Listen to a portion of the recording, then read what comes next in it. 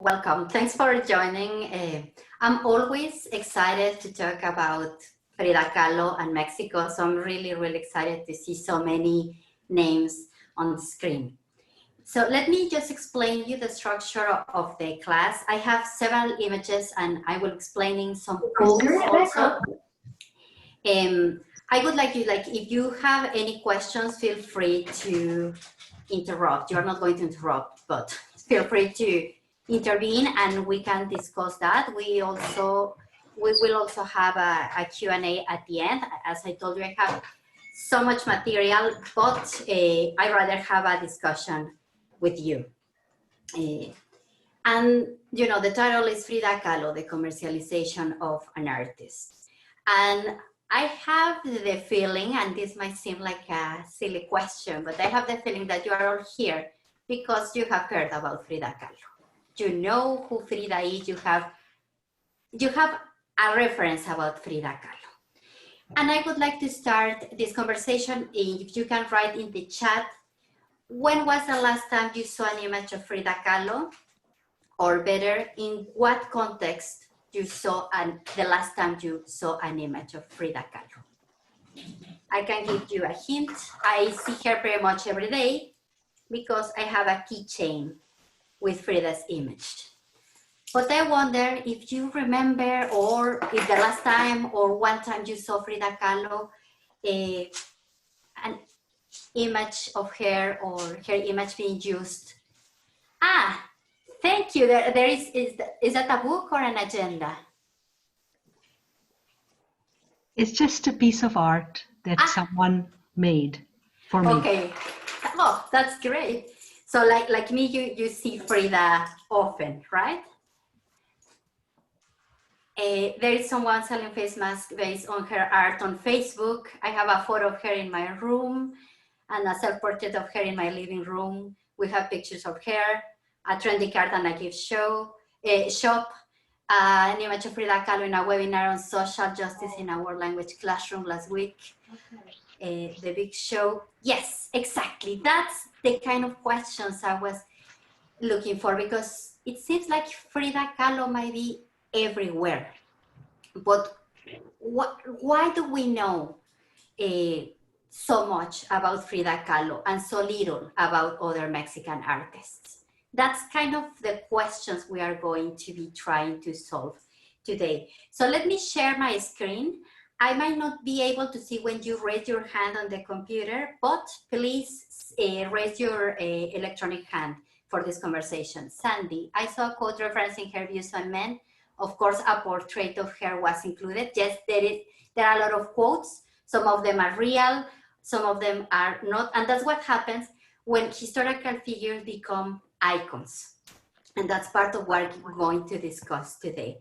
So let me share the screen to show you some of the images I have I'm sharing my I'm sharing my Gmail. Nothing weird there. So but that's not what I want you to look at. This is more interesting than my Gmail. These are some of the images, right? Like this big mural, nail polish, t-shirt, shoes, and even paths, right? Like, as I told you, it seems like Frida is everywhere. So in order to answer this question, why do we know or we recognize so much about Frida's image? Let's talk a little bit about Frida's life, because it's such a rich life and so many aspects that have communicated to so many people. That's one side of the answers we are going to have for today. And I want to start with her birthday date. She was born on July 6, 1907, according to her birth records. But if you look at the biographies, Frida used to say that she was born in 1910, July 7, 1910. About the day, it is not clear why she picked July 7 instead of July 6, but 1910 is very significant. 1910 is the year of the Mexican Revolution. And that is going to tell us a lot of her personality, because she liked to say that she was born with the revolution, even though she was born 3 years before that. But she wanted, she really wanted to show herself as a woman of the revolution. And as such, she was part of the art movement that happened during the Mexican Revolution, which was big. The Mexican state after the revolution. Maybe that's our food.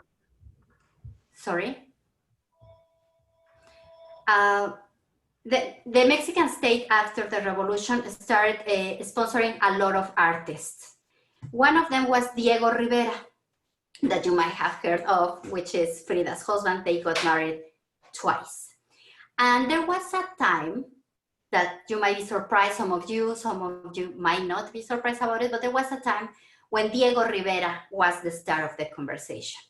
Frida was known as the wife of Diego Rivera, and now there's more chance that Diego Rivera might be referred as the husband of Frida Kahlo. And he was a really important artist during the Mexican Revolution. The Mexican state started paying artists to paint these big murals. These are huge format paintings. If you have ever seen any of those, if you have gone to Mexico City or probably in Detroit, there are some of Rivera's murals. These are paintings that go from the ceiling to the floor. These are huge format. What was the intention of these murals? At the beginning of the century, first half of the century in Mexico City, a lot of the population didn't know how to read or write. So what the Mexican government did was teaching the history of the revolution, of course, using these huge format paintings. This is Diego's mural, and you can see in the middle of the painting is Frida Kahlo. And she is in several of these murals and the art of Diego Rivera. But as I told you, there are other Mexican artists and Mexican painters of that time. But if I tell you Aurora Reyes, as you can see in this slide, or if I tell you Maria Izquierdo, probably few of you have heard of them or not.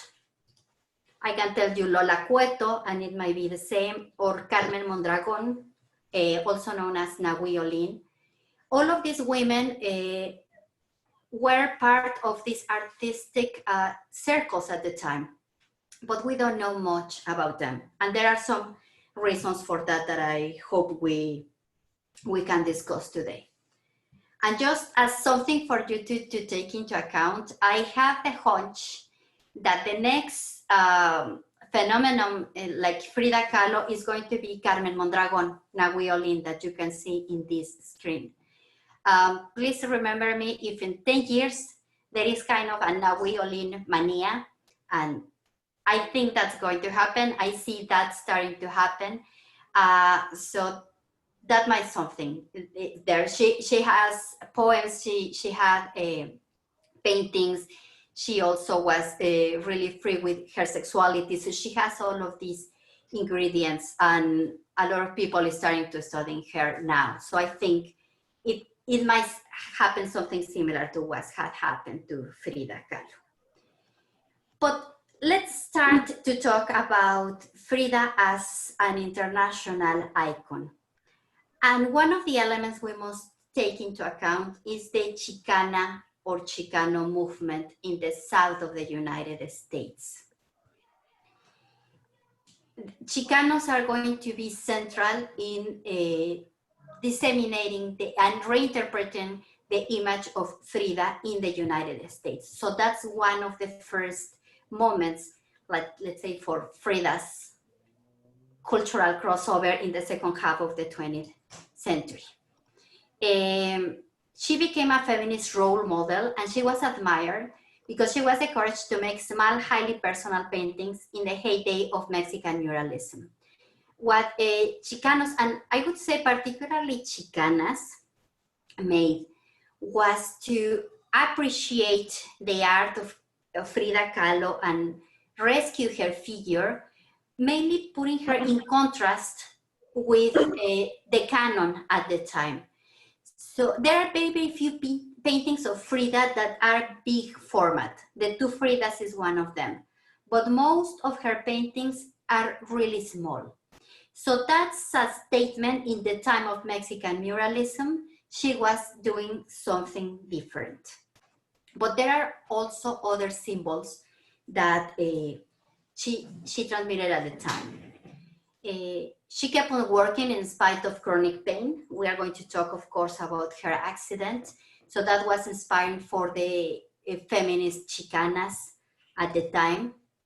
They also highlighted that she was an artist of her own, even under the shadow of her powerful husband at the time. As I told you, in the 70s and 80s, most people would talk about Diego Rivera as one of the main Mexican artists, and few people would even mention Frida Kahlo in the early 70s.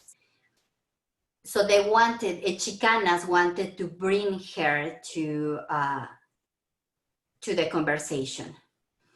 And feminists and other women artists, also with gay men, adopted Kahlo as a role model because they saw her as a symbol to achieve a more open society.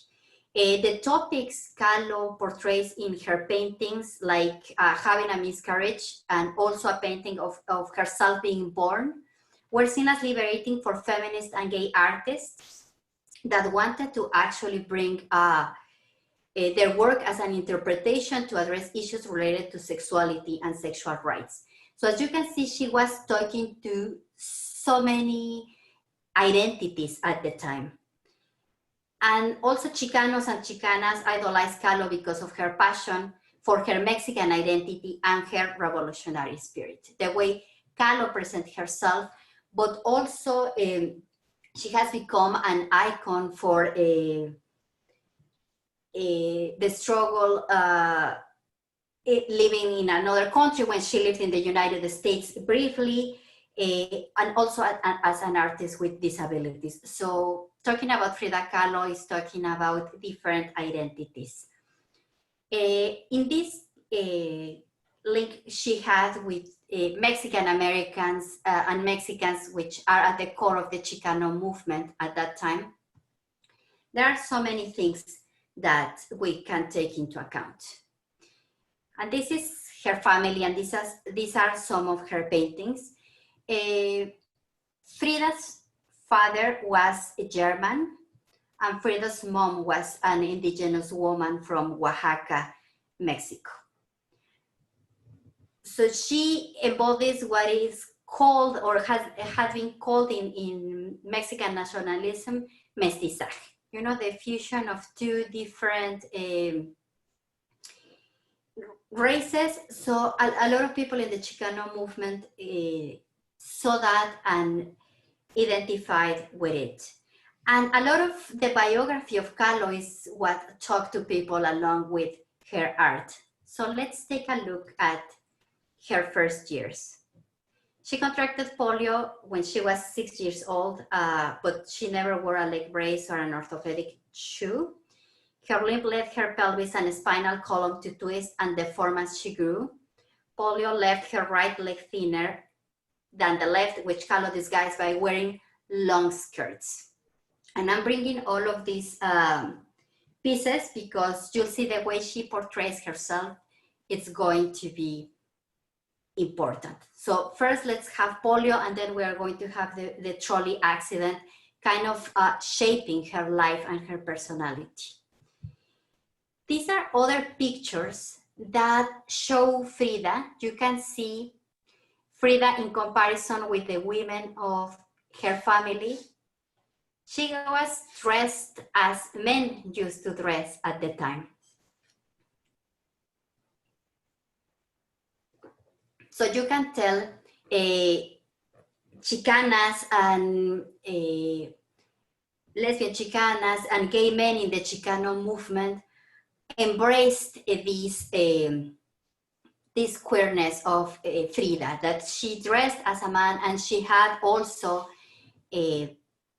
love affairs with men and women. So that's something that talked to some people in this movement. And you can tell Frida, you can see Frida there in these two pictures.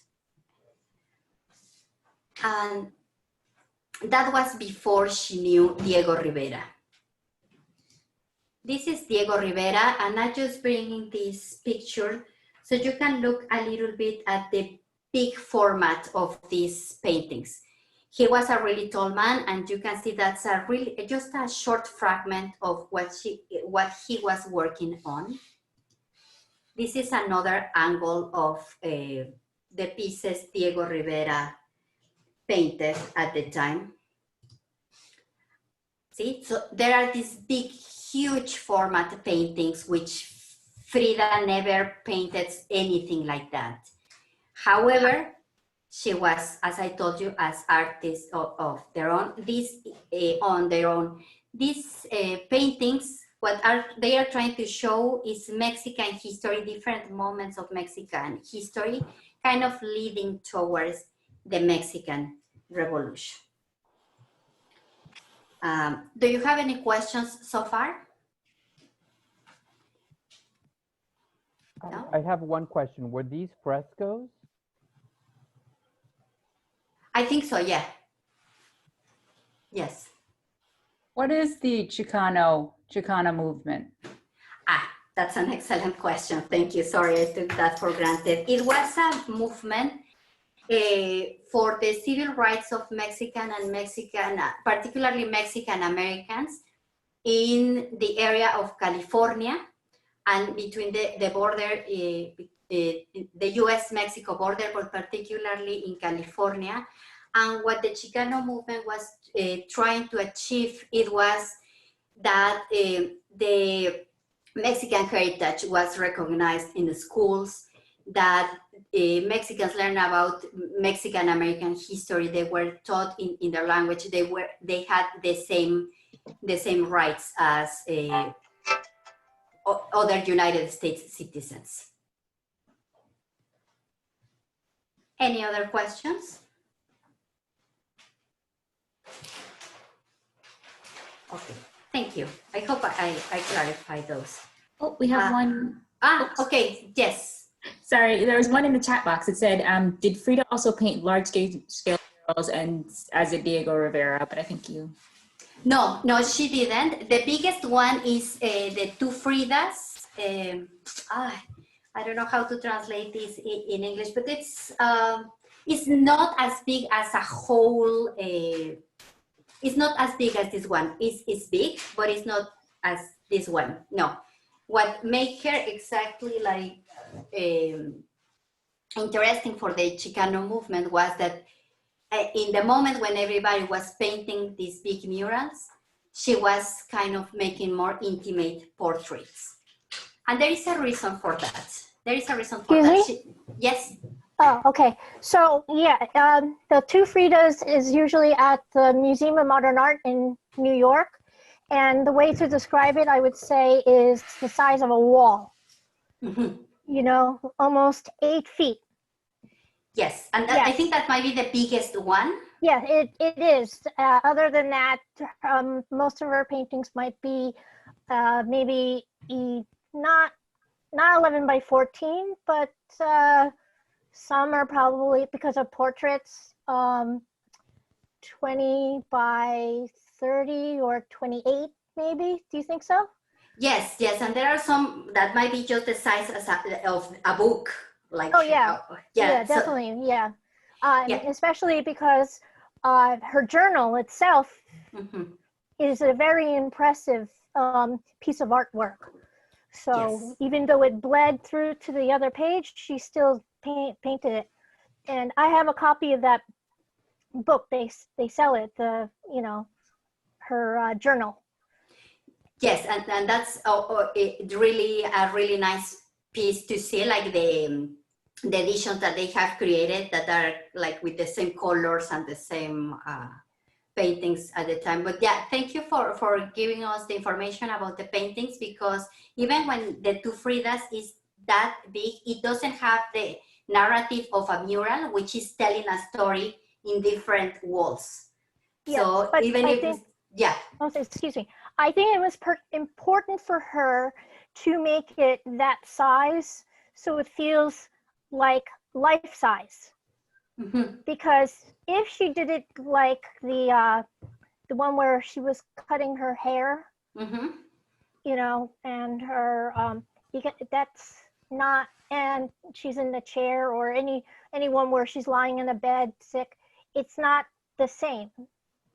You know, she really wanted us to identify with the two Fridas. Mm-hmm. I remember I almost cried the first time I saw that painting because I identified with it.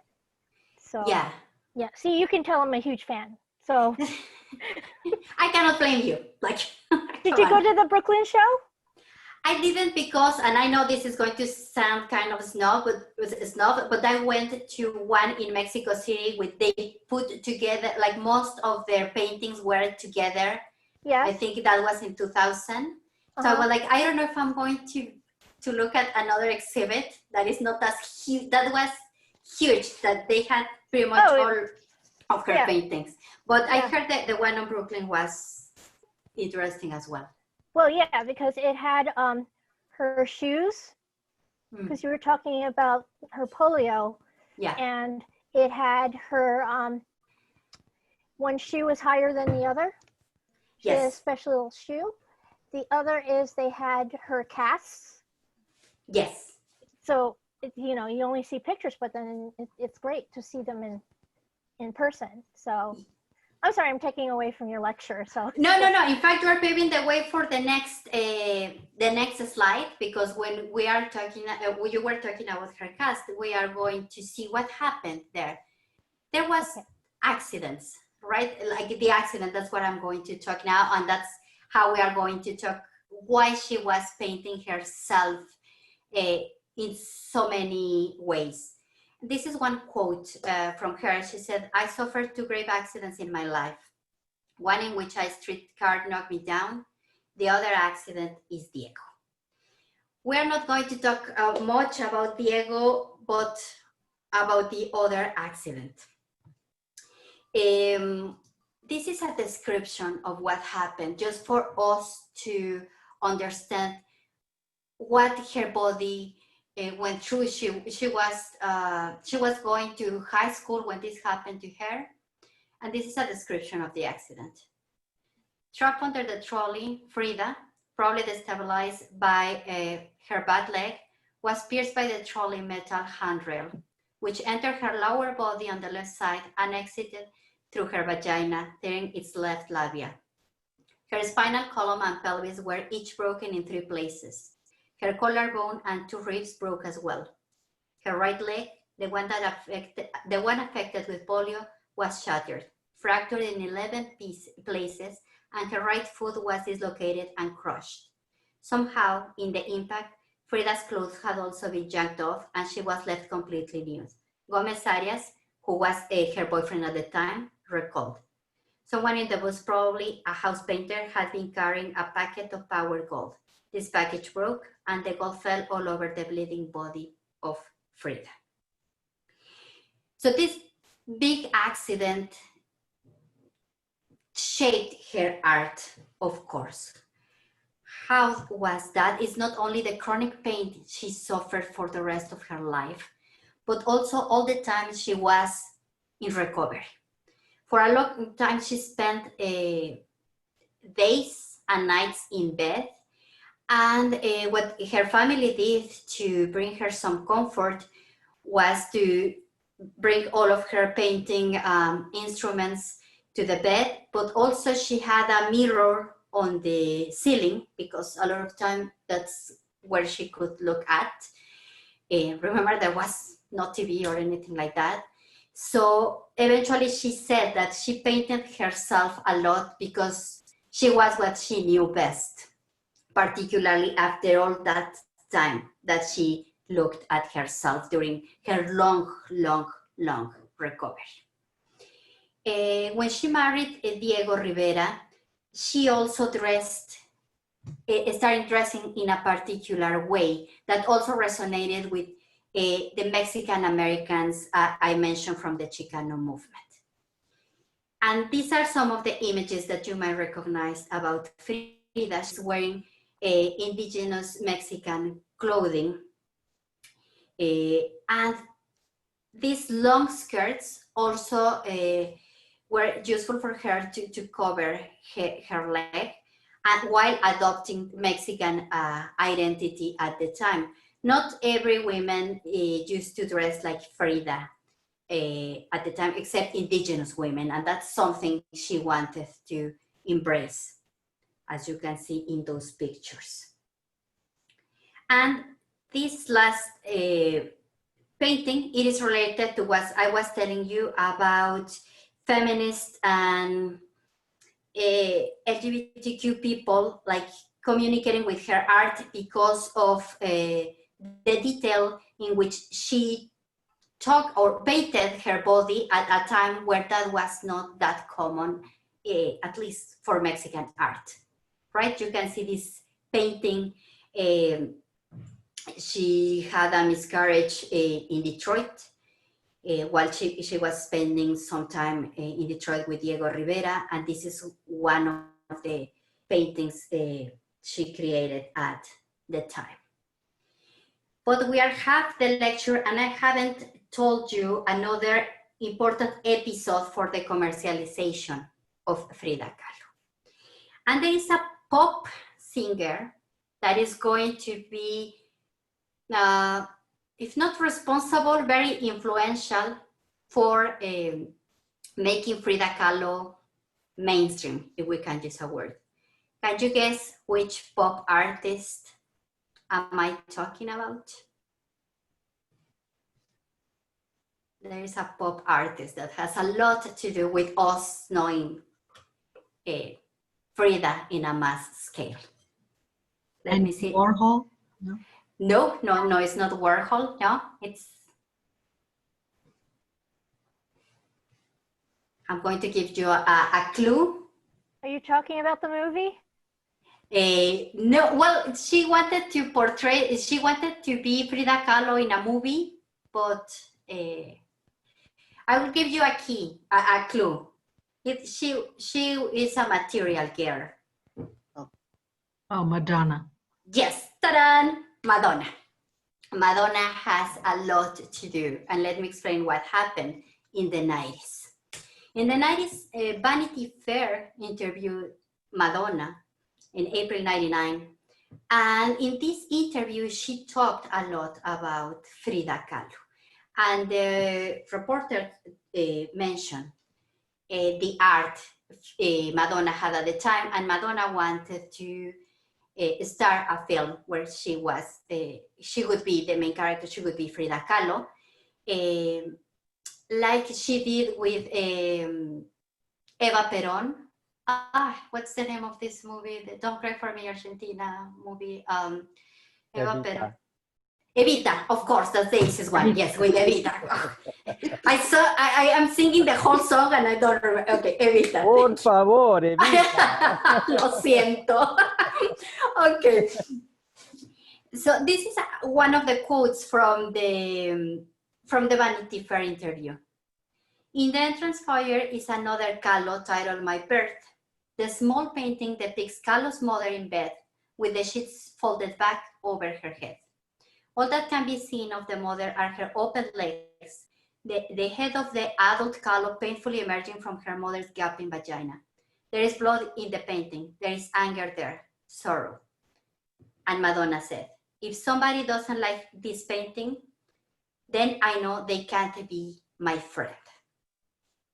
This is a small painting Kahlo painted in that rough year when she had a miscarriage and her mom died, like in a short period of time. And the painting is this one. And it is part of Madonna's private collection at the time. And what happened, it was not only that interview, but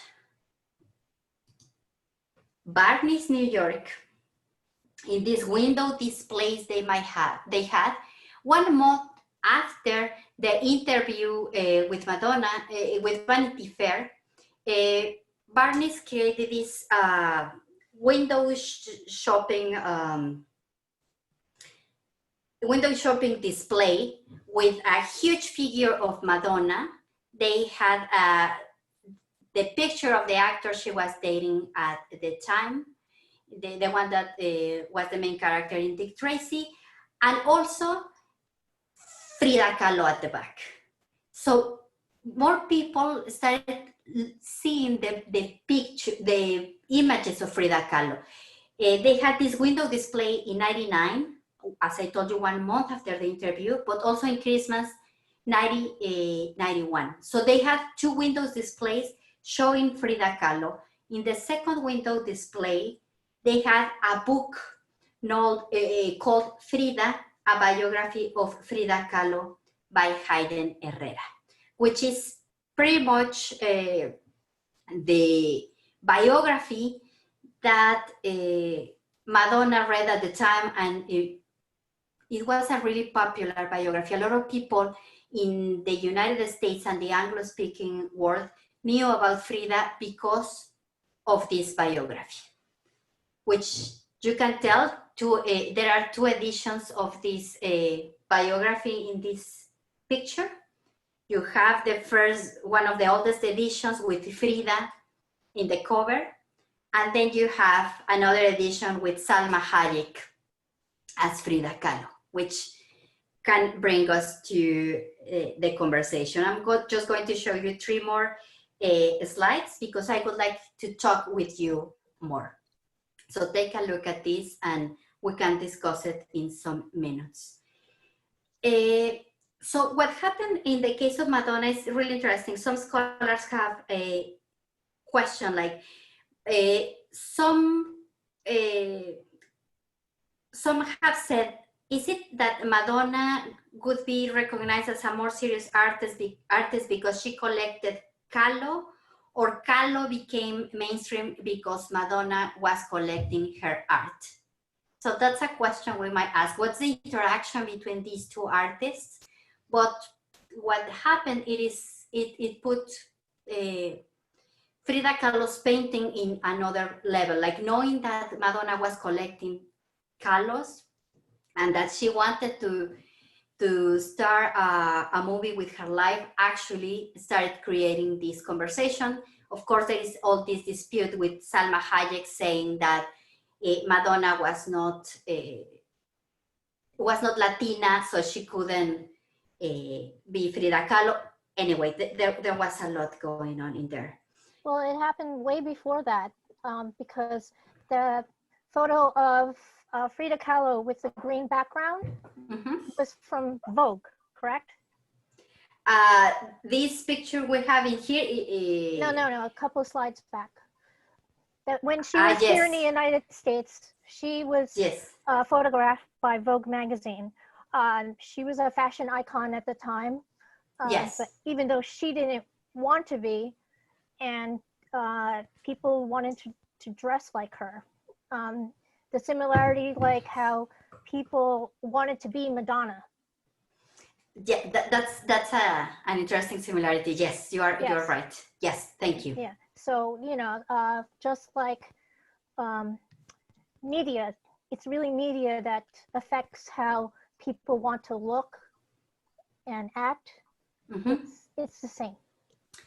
Yes, and we can see sometimes the image, like in the case of the movie that Salma Hayek produced and was part of, doesn't talk much about the political views of Frida Kahlo, for instance, which it's also something that we could discuss some other time. But see, we have this tweet from 2019. You have Frida Kahlo there, Madonna and Frida, like in this, the 2 Fridas painting, one of the paintings in Madonna's collection, and Madonna's daughter dressed as Frida Kahlo, which we can talk about how her image has been part of different events, like the day when the Conservative, in the Conservative Party conference speech of 2017, Theresa May, the leader of the Conservative Party in the UK, wore Frida Kahlo's bracelet, and a lot of people were criticizing her because of that. Like this tweet you can see in her, right? She was kind of choking when she was giving the speech, and somebody tweeted, when the ghost of Frida Kahlo come back to strangle you to death for abusing her image and everything she ever stood for. A lot of the criticism came because Frida Kahlo was a communist. She belonged to the Communist Party in Mexico. When possible, she was participating in unionization and workers' protests. There you can see her cast with communist motives. And in fact, well, probably you know this because that's a fact that is portrayed in the movie, in biographies, etc. But she had close intellectual relationships with Russian revolutionaries at the time. Not only her, but the Mexican Revolution at the time had a lot of intellectual ties with Russian revolutionaries, like Leon Trotsky, who actually was assassinated in Mexico City. He was living for some time in Frida's house, but after they had an affair, Trotsky decided to live in another house, and he was assassinated in 1940. So these are part of the close intellectual ties at the time. And it would be interesting to see what Frida would think about the commercialization of her image. Since she didn't have an easy relationship with capitalism or with the United States. There is this quote in here from Frida that says, "The most important thing for everyone in Gringolandia," that's the United States, "is to have ambition and become somebody. And frankly, I don't have the least ambition to become anybody." We could debate that, her ambitions and who she became, but I'm going to stop sharing, and I would like to hear from you now. This is all I have. I would like to say something regarding Madonna and Frida Kahlo. Madonna is like the queen of marketing and commercialism. In the 90s, well, I grew up, I'm a gay Latino, and I grew up in the Tears in the 80s. And so Frida Kahlo was already on the streets by the 80s. In the 90s, when I went to San Francisco, she was everywhere. Madonna was somebody who always was a parasite when it came to kind of street trends. And it's not, I know this is a horrible thing to say as a gay man, that I don't like Madonna, but again, I think she's a shark. You know, she took voguing and a few other things from a lot of street culture. And I believe that Frida Kahlo probably would look at Madonna and be like, wait a minute, this is not what my image was all about. So I just want to say, regarding Frida Kahlo and commercialism and Madonna, there is definitely a relationship there, but I'm not sure it's a healthy one. Thank you. Somebody else? I know some things in the chat, but I would like to hear if you would like to add something, or if you have some questions. I mean, there is something I didn't mention, like some people are like, so, okay, is it bad now if I buy things that have Frida's images? No, I mean, it depends on the interpretation you give. Like you were mentioning, like probably Frida wouldn't have liked that. But if somebody takes her art to empower themselves as a person with disabilities or as a woman, I think she would have agreed with that. So it depends. Yes. Can you just talk about the significance of her eyebrows?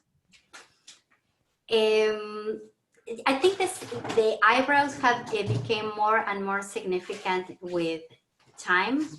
I don't think she talked much about them. I think it's been people talking about them eventually. And I think it has also been taken by feminists as saying she didn't Have to take care. she didn't have to really take care of her looks as much, you know. Yeah, men don't really tweeze their eyebrows, so why should she? I mean, she enjoyed color, which is why she had her lipstick, she had her nail polish, but you know, the maintenance of having hair removal, I think it's also a cultural thing, because I have relatives in the Philippines, they have their mustaches. It's, you know, they don't care. Yeah, and some people have seen that as part of her uniqueness. Like, for instance, there is another aspect that few people talk about, but it's very rare you find pictures of Frida smiling and showing her teeth. It's very rare you find her. And that's because she had really bad teeth and she didn't show them. But she was very aware of her body and how she presented herself. So I think the unibrow has been something kind of a symbol more people have taken from her than she herself actually taking much attention. But of course she knows that she was presenting herself in a unique way, definitely. But the interpretations of it as a feminist statement came after that. So just let me take a look at the chat before we have more questions. Yes, madam. Warren Beatty, thank you. Thank you. That was the actor she was dating at the time in the 90s. Arnold, no, she didn't have psychological counseling. At the time, she had a really close confidant. It was her doctor, but it was a physician that kind of at the time talk about her accident and with her, like, but he was more like a friend than a counselor. So that's how she talked about it. She talked a lot about that in letters and also in her paintings. Like, some people have criticized her and they say, oh, she used painting as therapy, and said, like, go for it. Like, why would you criticize her for that, right? And what happened to the Chicano movement? The Chicano movement is still there in other forms. There are Chicano Studies Center. Now it has changed a little bit, or they're having some discussions, because Chicano movement mainly includes Mexicans and Mexican Americans, and a lot of Latinos from Central America or other parts of Latin America have said we need to create our own movement. So it's still there, it's still ongoing, it's fighting for migrants' rights, etc. But it has the same core it has in the 50s and 60s, but now it has gone to schools, etc. So you can still find traces and actions from the Chicano movement. Yes. I know it's now like Latinx. What do you think of that term? I think it's an inclusive term. I have here more young people using the term, and some debates with other generations saying that it is not inclusive. Most of my students use it, and I think it has the intention of including men, women, and LGBTQ people. So in that sense, I said welcome to diversity. The problem it might have, it doesn't translate into Spanish, right? Yes. So some people have criticized the term because they say, oh, it's coming from English and then we cannot say it in Spanish, but I think it is also important to understand how Latinos as bilingual as well. So I think you can go for Latina, Latino, and Latinx. Like, the more people includes, the better, I think. Yes. Did her commercialization help other modern day Mexican artists? And if so, can you tell us about some of them? That's a really, really good question. I think yes, Latinx can be considered gender neutral, exactly. That's an excellent question. I think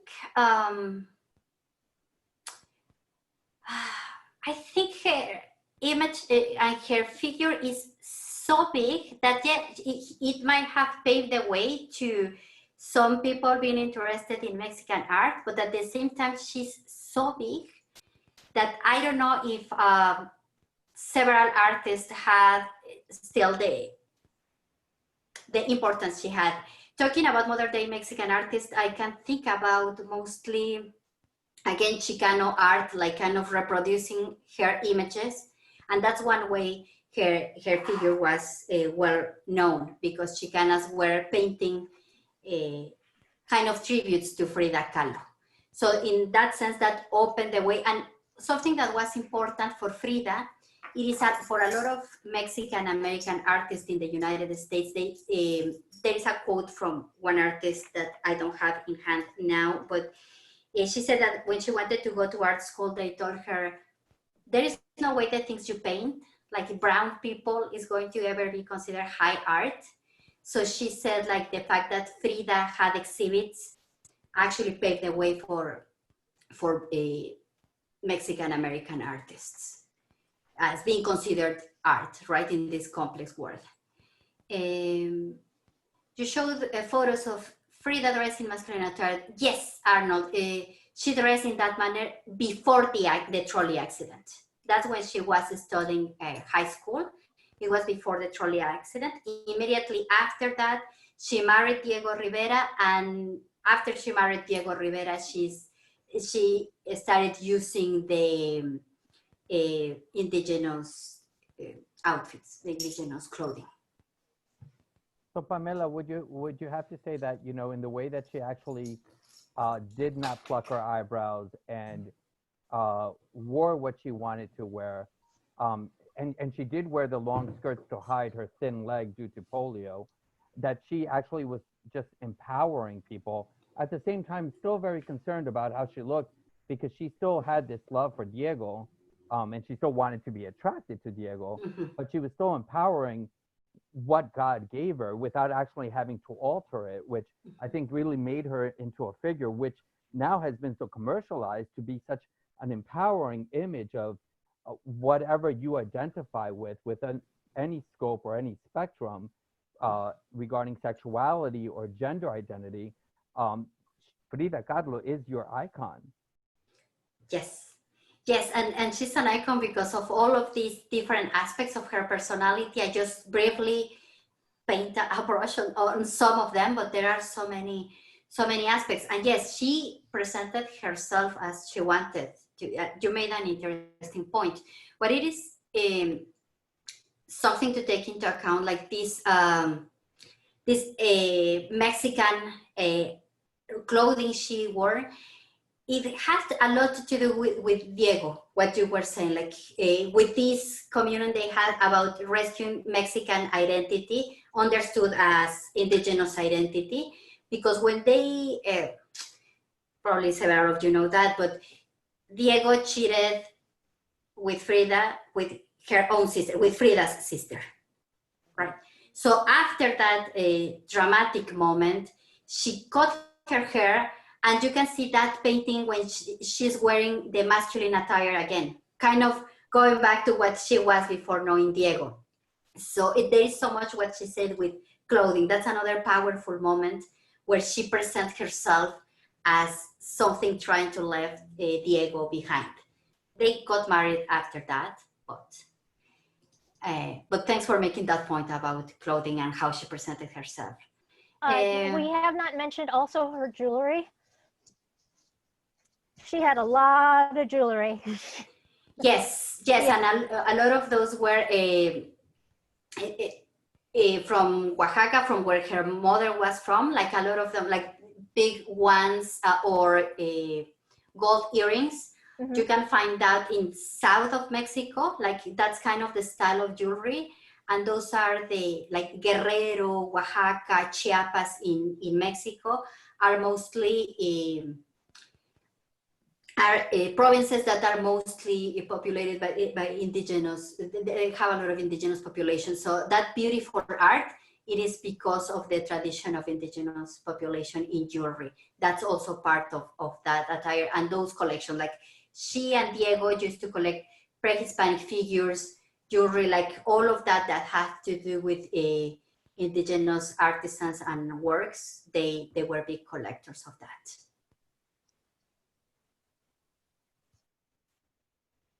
Okay, Steph, there is a push to use Latine. I hope I'm pronouncing that correct. Instead, like else as gender neutral pronouns. That could be a good solution, Steph, for the idea of Latinx not to translate into Spanish, which is so important.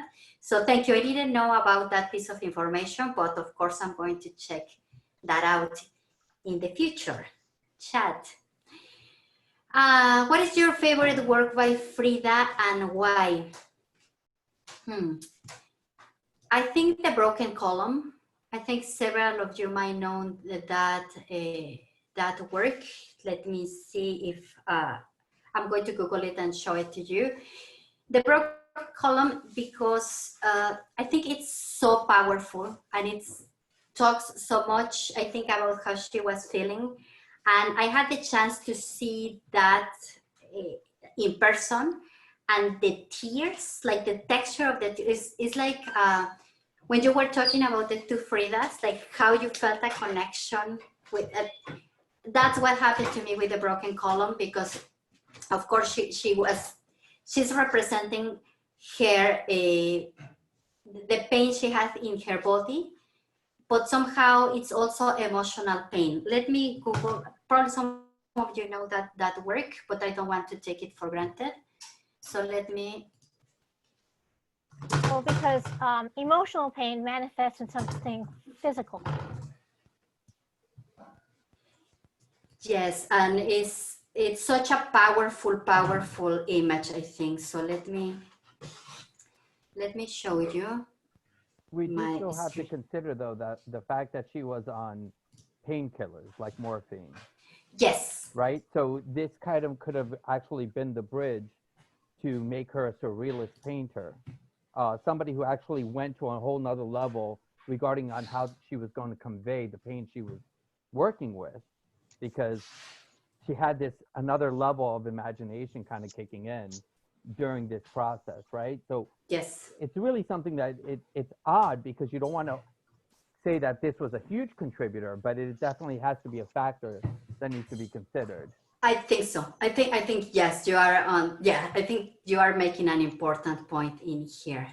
Oh, you have there. Thank you, Caroline, for sending the link. That's The Broken Column. That's. Yeah.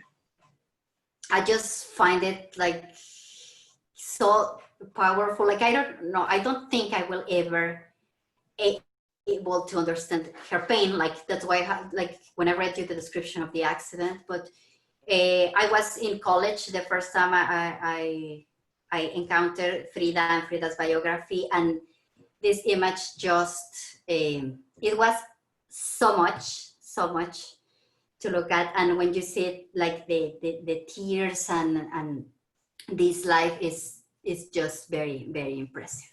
And even a background that's quite desolate. And it actually also reminds me of the surrealistic backgrounds that Leonardo da Vinci had, and Salvador Dali. That's an interesting point, because surrealist, I'm so bad with the names today, but some surrealists visited Mexico. I'm going to try to find the quote, but there is one of them that said, like, the art of Frida Kahlo, it was like a bomb with a nice bow on top. Like, it's so powerful, but it's so beautiful and delicate at the same time. You mean something wrapped?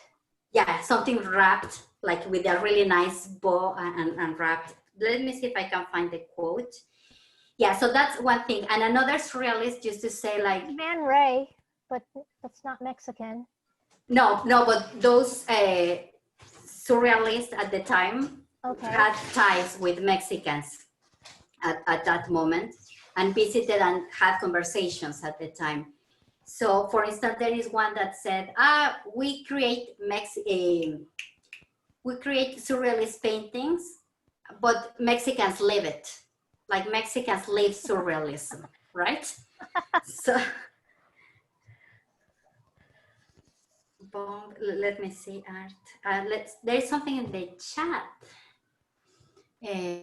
So powerful. As those Frida's is one of my favorites because it represents her heritage. Yes. The relationship about Frida and Diego, how did they meet? What initially drew them together? Okay. Well, they had an age difference, so I think part of it first was her awe of Diego. I'm going to reply to that, Arnold, and I don't want to take much of your time. I can talk a lot about Frida, but André Breton said the art of Frida Kahlo is a ribbon around a bomb, right? That's how it was described. The relationship with Diego, they met after when Frida was studying at the high school, I would say, la preparatoria. Diego had been commissioned to paint some murals at the school. And Frida saw him working, and she was a painter, and she approached him and said, can you give me an honest opinion of my paintings? So she brought a painting and left it there. So that would say that was something that drew them together, like the connection with painting, like Frida admired him, and at the time, Diego was already a well-known artist. It was kind of the artist of the regime at the time. So they met at Frida's school because he was painting there. Then she had the accident. The guy that she was dating at the time, Alejandro Gomez Arias, when his family know how bad Frida was, they sent him to Europe so he wouldn't have to deal with her. According to her family, so they sent him to Europe because they both were in the accident, but Gomez Arias just had like 2 scratches, right? While Frida had all of these injuries. So they sent him away, and then Frida eventually contacted Diego. The nature of their conflicts, I think it has to do with loyalty, particularly when Diego had that affair with Cristina, with Frida's sister. That was a huge moment because they kind of had an open relationship, but there are limits. Like one thing is having an open relationship, another thing having an affair with your own sister. So, but when Frida had an affair with Leon Trotsky, Diego was really offended because Trotsky was his intellectual hero. So those were kind of the conflicts they had at the time, but they married again when Frida died. They were married at the time, so they had this complex relationship. But thank you very much. I know you might have other commitments, but it was a pleasure having this conversation with you. Thank you. Thank you for your questions. Thank you for the conversation. De nada, gracias a ti. Thank you. Thank you. Thank you so much. Thank you. Yes. Thank you all for joining. And please, I will send you all a follow-up email with this information. We are recording tonight's session, so you'll have it to rewatch again. And please check out our website for other faculty events that we have coming up. And I hope to see you soon. Thank you, Samantha. Bye. Thank you. Bye. Thank you. Thank you. I will